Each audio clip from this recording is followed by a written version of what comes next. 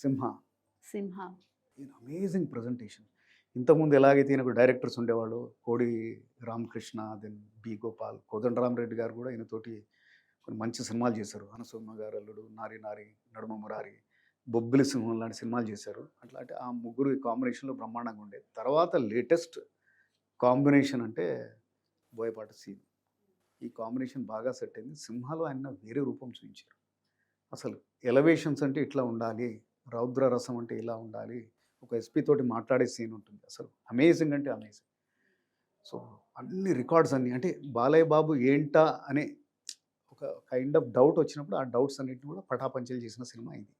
మళ్ళీ అనుకోకుండా గ్యాప్ వచ్చింది. అంటే అన్ని సినిమాలు కూడా తర్వాత ఈలాగానే తీయాలని మూసలోకి వెళ్ళినట్టున్నారు. మళ్ళీ ఈయన ఇంకొక 4 ఏళ్ళు ఆగాల్సి వచ్చింది.